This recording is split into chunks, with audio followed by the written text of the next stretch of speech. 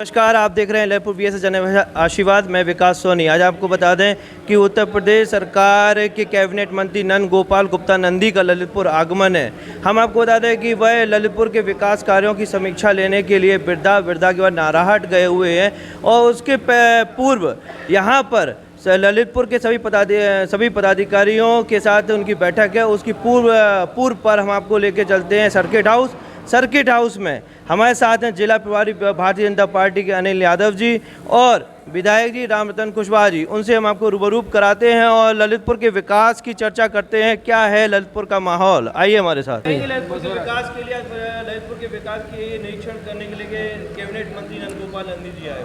देखिए, कैबिनेट मंत्री नंद गोपाल नंदी जी हमारे संगठन के भी अनुभवी नेता हैं और निश्चित रूप से उनके इस आगमन का ललितपुर जनपद को निश्चित रूप से लाभ होगा।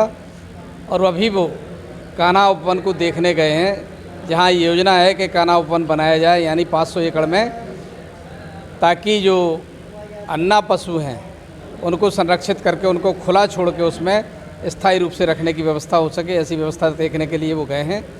दर्शन करते हुए अभी वापस आएंगे और गरीब कल्याण योजना के तहत जो कार्यक्रम आयोजित है उसको सभा को संबोधित करेंगे। तदुपरांत शाम को चौपाल है, जन चौपाल में भी भागीदारी होगी। और औद्योगिक विकास की दृष्टि से निश्चित रूप से हम लोग आज उनसे काफ़ी सुझाव साझा करेंगे कि जनपद में भी कोई बड़ा उद्योग धंधा स्थापित हो जाए।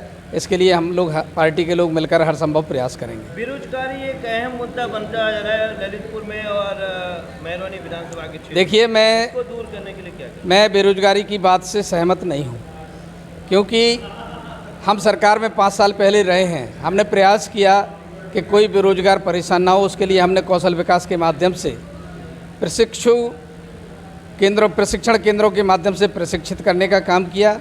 मुद्रा लोन और आर्थिक ऋण के आधार पर बैंकों से फाइनेंस कराकर उनको जॉब करने का मौका दिया। और एक व्यक्ति अकेले वो जॉब मांग रहा था सरकार से, अब कम से कम 4-5 आदमी वो अपने आप जॉब दे रहे हैं और ऐसे कामों में लोग संलग्न हो रहे हैं। इसलिए, और सरकारी नौकरी आप जानते हैं सभी को नहीं मिल सकती, लेकिन हमारी सरकार ने जो पारदर्शी व्यवस्था लागू की है कि आप अगर शिक्षित हैं, अनुभवी हैं, कुशल हैं और अगर परीक्षा में पास हो जाते हैं तो बिना इंटरव्यू के आपको, बिना किसी उत्कोच के, पुरानी सरकार को परिस्थिति को बदलते हुए हर हालत में उसको जॉब प्राप्त हो रहा है।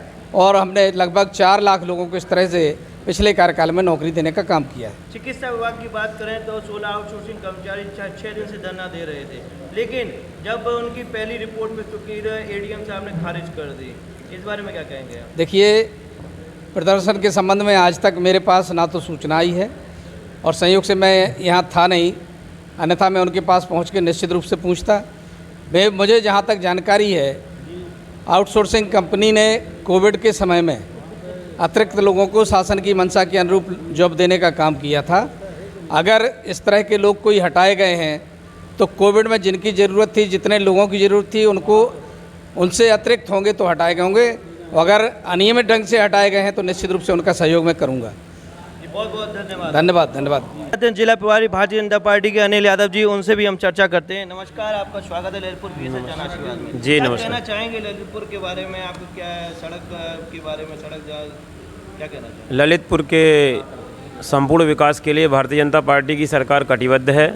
यहाँ पर रोड की अच्छी कनेक्टिविटी हो, इसके लिए हम लगातार प्रयत्न कर रहे हैं। हमारी सरकार प्रयास कर रही है, जहाँ जहाँ की सड़कें ख़राब है वहाँ योजना बना करके उन सड़कों का काम पूरा करने का हो रहा है। पर्यटन की दृष्टि से भी ललितपुर एक बहुत महत्वपूर्ण केंद्र है। तो यहाँ के जो भी धार्मिक स्थल हैं उन पर भी प्रशासन से बातचीत करके और वहाँ का कैसे विकास हो सकता है और सरकार से क्या क्या हम इसमें प्रयत्न कर सकते हैं, ये भी हमने अभी ध्यान दिया है। इसके लिए पानी की समस्या बनी हुई है, पानी नहीं मिला है ग्रामीण मोहल्ले वासियों को, इस बारे में क्या कहेंगे?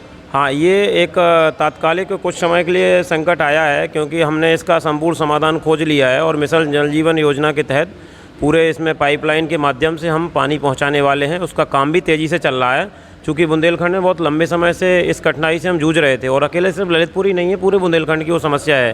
लेकिन फिर भी ललितपुर को ध्यान में रखते हुए सबसे पहले ही यहाँ हमने प्रारंभ किया था पायलट प्रोजेक्ट और ये अपनी पूर्णता की ओर है। जैसे ही ये कंप्लीट होगा तो ये पेयजल की समस्या दूर हो जाएगी। क्या ललितपुर में कोई उद्योग लगने की संभावना है, क्या कहें? निश्चित बिल्कुल इस पर बातचीत भी हुई है और औद्योगिक विकास मंत्री आज दौरे पर भी हैं, उनसे इस विषय में चर्चा भी की जाएगी। कोई बड़ा उद्योग स्थापित करें जहाँ जिससे यहाँ के स्थानीय लोगों को रोजगार के और अवसर उपलब्ध हो सकें। बहुत बहुत धन्यवाद। क्या कहेंगे, दूसरा कार्यकाल में आप भारतीय जनता पार्टी के अध्यक्ष हैं और ललितपुर के कौन कौन बिंदु आपके अभी इस समय रहेंगे विकास के लिए? ललितपुर में विकास के एक तरह से ये कहिए कि शिक्षा के लिए, ललितपुर के औद्योगिक विकास के लिए एक बहुत सी योजनाएं हैं। जैसे कि अभी बल्क ड्रग पार्क, ये बहुत बड़ी योजना है और इसके लिए योजना सैद्धांतिक रूप से पास हो गई है और इसके लिए मूर्त रूप देने के लिए शायद अगले वर्ष तक शुरुआत हो जाएगी। ललितपुर में हवाई अड्डा की भी शुरुआत हो गई है, थोड़े कुछ उसमें विवाद वाली बात स्थिति है, वो भी पूरी सुलझ जाएगी। इसके बाद अपने यहाँ शिक्षा के क्षेत्र में भी बहुत बड़ा विकास होने जा रहा है। जैसे जखौरा में जो महाविद्यालय है वो मॉडल के रूप में विकसित किया गया और अपने बुंदेलखंड विश्वविद्यालय ने उसके लिए अपने एडॉक करके उसके हिसाब से वो अपना एक मॉडल महाविद्यालय के रूप में चलाया जाएगा। अभी इस समय मेडिकल कॉलेज जो कि बहुत तेज़ी से उसका काम चल रहा है और अगले वर्ष से मेडिकल की सत्र शुरू हो जाएगा जो कि यहीं पे, तो ये भी एक बहुत बड़ी उपलब्धि है ललितपुर की। बाकी और समस्याएं जो कभी कभार ऐसी कोई आ जाती है समस्या जिसकी वजह से आमजन के लिए परेशानी हो जाती है, लेकिन वो भी सब सुलभ हो रही है। ये सब रोज शिक्षण की बात हुई और इसमें डिग्रियां मिलती हैं, लेकिन डिग्रियां मिलने के बाद भी बेरोजगार लोग घूमते रहते हैं। ऐसा कुछ होगा ललितपुर में कि जिससे देखिए, लोगों को रोजगार मिलेगा? यहाँ पे रोजगार के इतने अवसर हैं। आज की हमारे केंद्र सरकार में मोदी जी की सरकार के द्वारा, योगी जी की सरकार के द्वारा जो प्रशिक्षण मिल रहे हैं उन्हीं का ही माध्यम है कि हम उसके लिए उसी के आधार पे हम रोजगार पा सकते हैं। जैसे कि CCC और अकाउंट में GST वगैरह जो ऐसे है कि जो हर आज की तारीख में, आज के समय में हर व्यवसाय के लिए, व्यवसाय के लिए ज़रूरत पड़ती है और ये एक उनके लिए व्यवसाय के में काम करने का उनका एक अवसर है और बराबर उनके लिए मिल रहे हैं, ये आप देख रहे होंगे। जी।